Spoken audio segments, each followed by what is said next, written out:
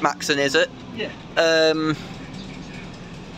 What are your opinions about Singapore's buses, and what is, objectively speaking, your favourite route in Singapore?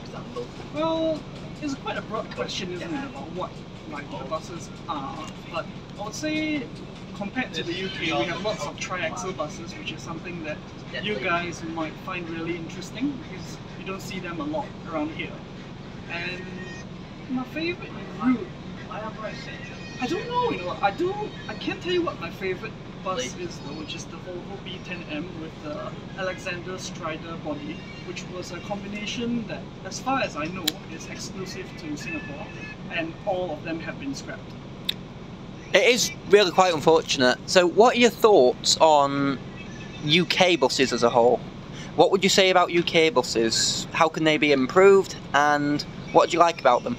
Well, if you talk about what can be improved in terms of service frequency, well, in terms of like the buses themselves, I think they're all right. It's kind of similar between Singapore and the UK.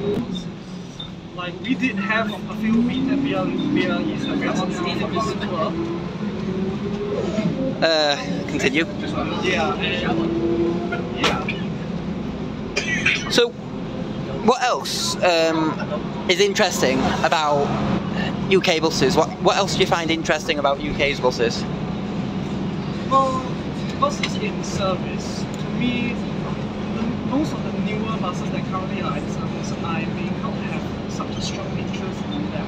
However, because in this country, we are allowed to keep all buses on the roads in reservation. So the kind of buses that I prefer personally are the ones that I grew up with, like, I said before, the B10Ms, or in fact even this, B10BLE, which we had a few of them in Singapore.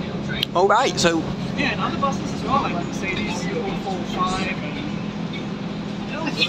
now, let me tell you what I would like to check out should I visit Singapore one year. I would love to check out their Right Eclipse Geminis. I am a massive fan of Geminis. You will like it.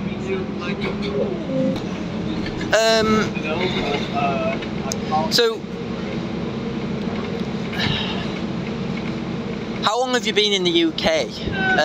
And currently standing, what has to be your favourite route in the UK? Well, I've been in the UK for just under 3 years now. My favourite route, I'm not very sure actually. I have to think about that. I do like the X43, which conveniently we got it here this morning. Oh nice, I would actually recommend you a route to try out. It only runs on Sundays and it's 876 from Leeds to Hawes via Grassington. It is very, very scenic. It's absolutely stunning. So it goes through like the countryside? It goes through the North Yorkshire moors. Oh, okay. And it is really such a beautiful route. That will definitely be something to try out. Is there any words of inspiration you'd like to share to potentially bring other people into being a bus enthusiast? Well, I think the first thing is that you have to enjoy buses and don't be too discouraged about what other people say about you. Sometimes people can be quite mean with their comments about people who like buses, but at the end of the day, right, if you like it, right, Just passing the cabin. It's a great hobby to have, and I would really encourage you to explore it if you have the interest. So, last question. Yeah. I'm going to give you a scenario, and I would like to know what you would do in this scenario. You're working at a scrapyard, and one of your favourite buses of all time comes in to be scrapped. What do you do? Well, it depends on my position at the scrapyard, right? If you're the scrapper, what would you do? Well, I would definitely put it aside. There have been cases in Singapore, right? Actually, I think there was one case only where a scrapped bus, a bus that was meant to be scrapped, was put aside and used as like a storage facility. So that wasn't actually scrapped, which is by right. I believe that's not allowed because in Singapore, right, if you want to keep a vehicle, right, it doesn't matter if it's registered or not. As long as it's a vehicle on private land, right, or anywhere essentially, you need a permit for that. So I'm not sure if in a Singaporean context, would that be illegal to put a bus inside in a scrapyard? I would think not. Like, see in the UK, right? Or scrapyards here, like advanced, there are lots of old buses that are just set around in the scrapyard.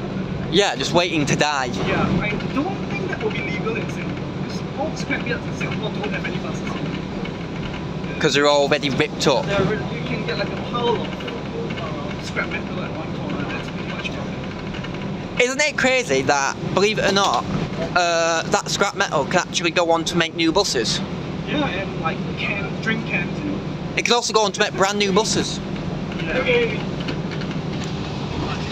So,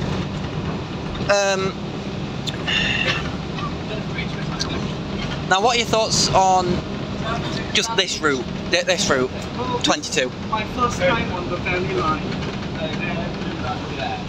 So it's quite alright. I mean, we went down south from Blackburn Hospital and that was a little bit slower. I think that was a residential part. So I am quite excited to see what this part from here to the road would do. All of us enthusiasts aboard. Anyway, thank you for your time. Oh, you're very welcome. And it's been a pleasure interviewing you.